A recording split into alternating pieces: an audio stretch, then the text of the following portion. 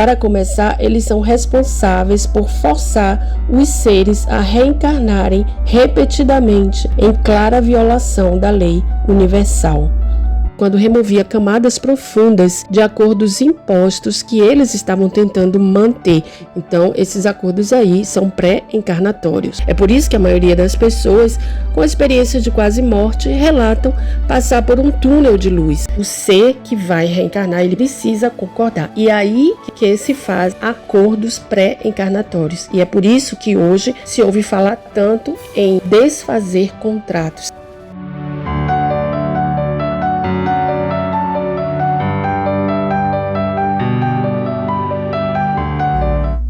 Olá, sejam todos bem-vindos ao nosso canal.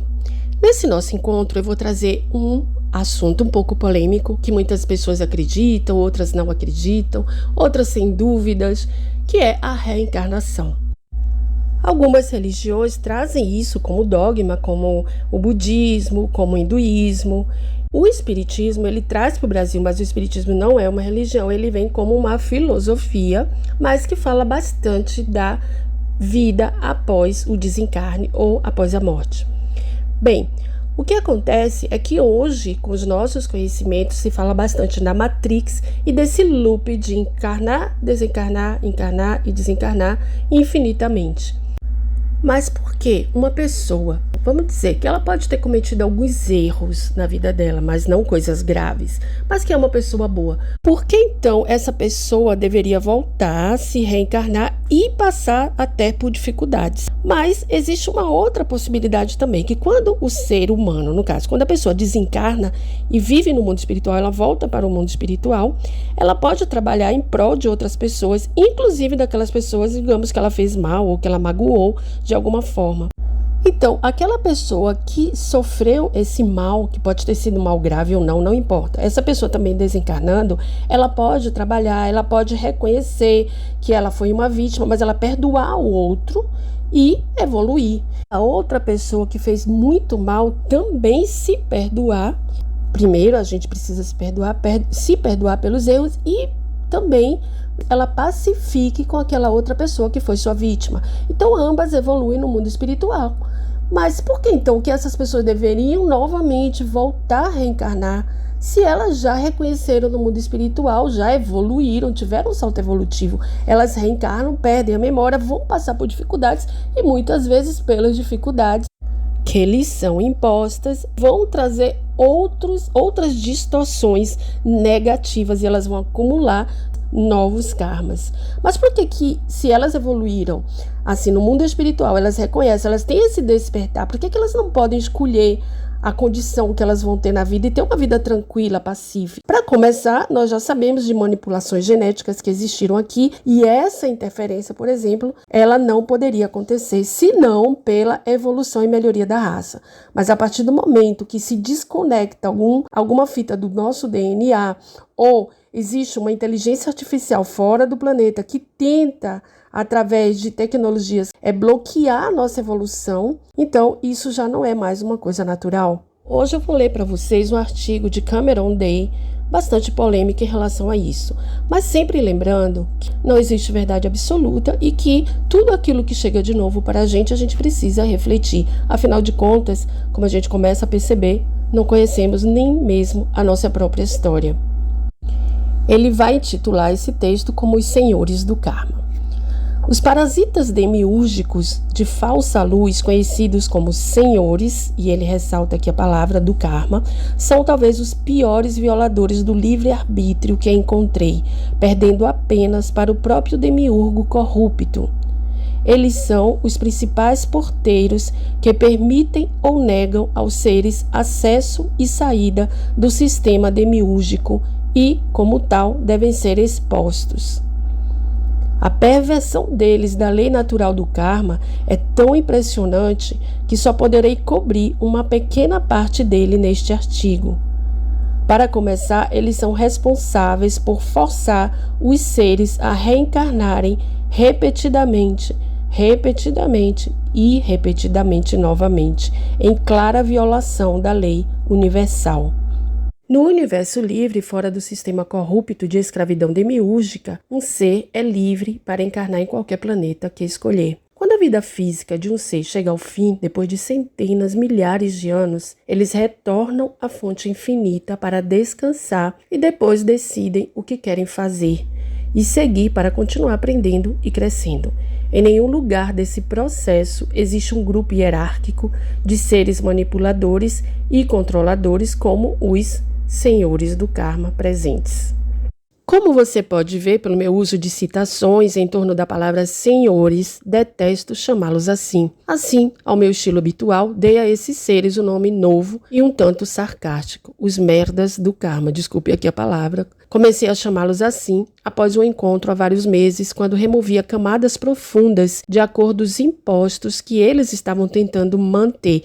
Então, olha aqui o que ele fala de acordos. Então, esses acordos aí são pré-encarnatórios. Em um ponto do processo, eu lhes disse vigorosamente: vocês são os maiores pedaços de merda que eu já vi. Eu não lhe devo nada. Você deve a cada ser que você manipulou uma dívida que você nunca será capaz de pagar. Nesse ponto, eles saíram muito rapidamente. Depois disso, embora seja um pouco juvenil, eu acho que ele se encaixa e espero que você pense neles nesta forma, para que você não seja enganado por seus, e ele destaca aqui, anjos caídos, agora ou mais tarde, quando você se afastar do mundo físico. Vamos agora explorar algumas das maneiras pelas quais os merdas do karma, que a partir de agora ele dá uma abreviação, que é toque. Então, a partir de agora, toda vez que eu falar toque, são os senhores do karma. A principal ferramenta que o toque usa para manipular um ser e aceitar a reencarnação quase infinita é a falsa revisão da luz. Quando o corpo de uma pessoa morre, eles se mudam para os reinos astrais e começam a perder a maior parte de sua identidade anterior. Se fosse permitido que esse processo ocorresse sem interrupção, a verdadeira luz daquele ser emergiria de dentro deles e eles liberariam camada sobre camada de crenças limitantes geradas nessa encarnação.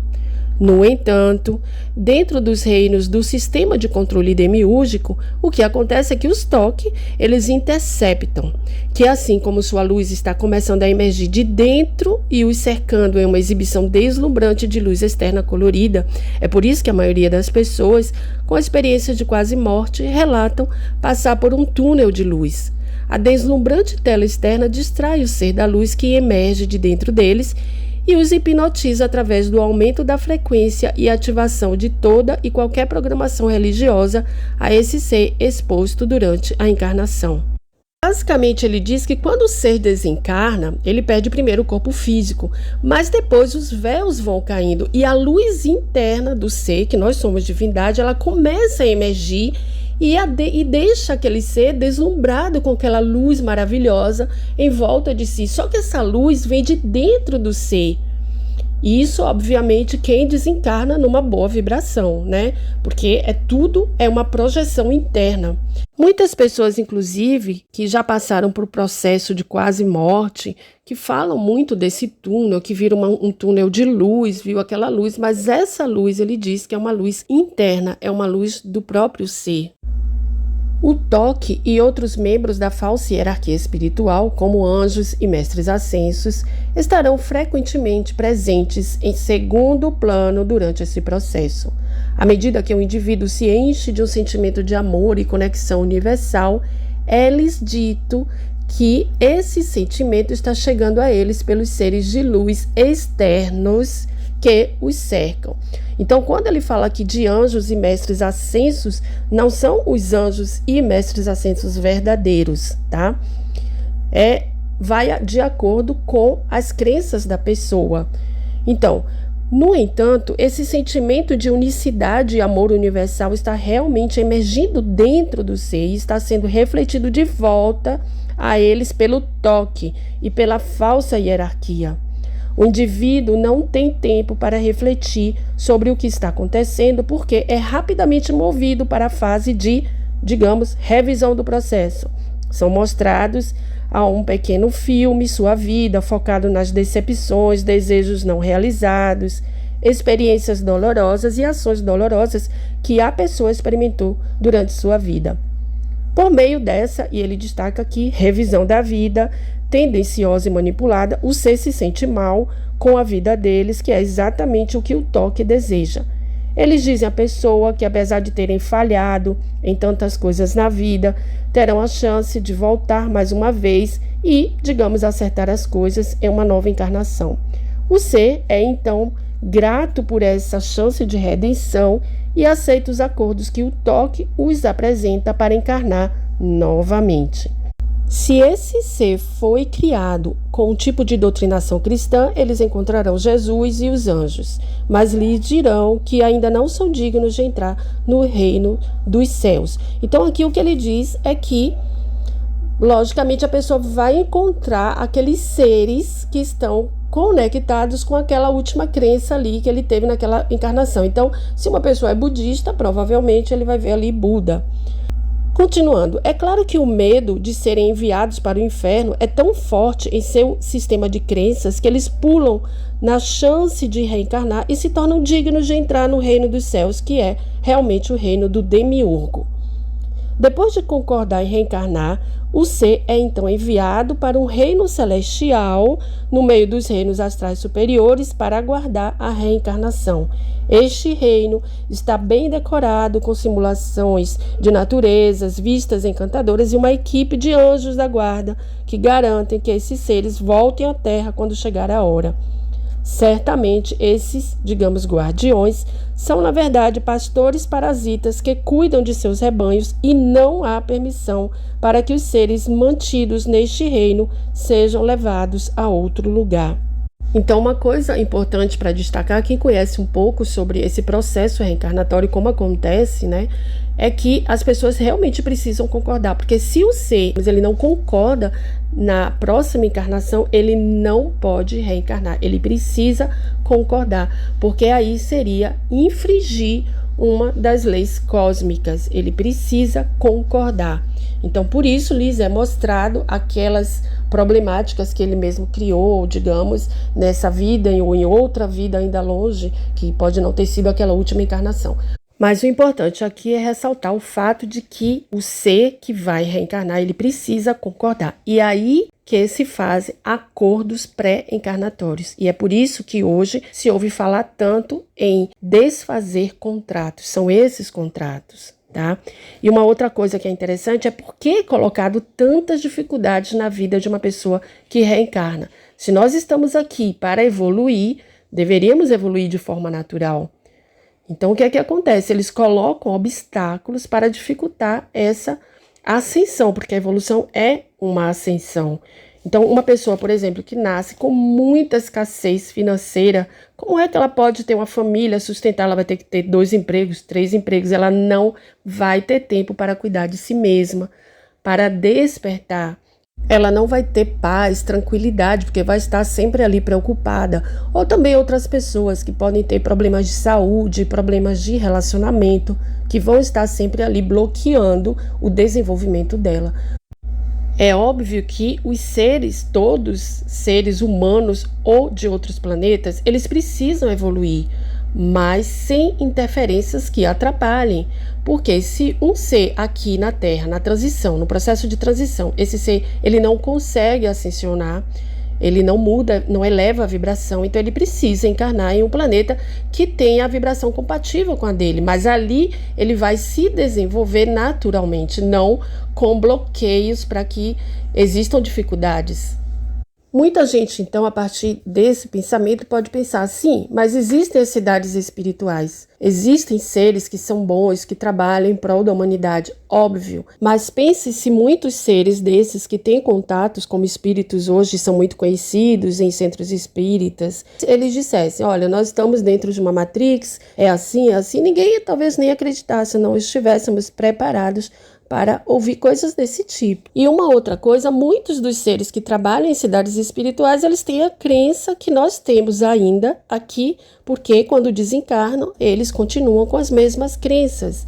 Eu não estou dizendo que seres ascensionados verdadeiros, como Buda, São Germain, não existam. Ele fala aqui da hierarquia, da falsa hierarquia. É como se fosse ali uma projeção, e uma projeção provavelmente holográfica. não vamos esquecer que existem seres que não são humanos, que são muito evoluídos tecnologicamente, mas isso não significa que são evoluídos espiritualmente e moralmente. Então eu vou encerrar o vídeo de hoje, sempre lembrando que aqui eu trouxe essa questão para que se possa refletir e a gente colocar ali uma interrogação e pelo menos a gente dá o benefício da dúvida a algumas coisas, já que tudo que aprendemos até o momento são também crenças daquilo que nos chegou através de livros, de histórias contadas e, como eu falei, nem mesmo a nossa história é tão verdadeira quanto parece. Então, eu vou continuar no próximo vídeo sobre isso e o assunto será a transferência kármica, tá? Então, eu concluo o vídeo de hoje com muita gratidão no coração, desejando a vocês muita paz e muito amor na vida de cada um de vocês. Até a próxima!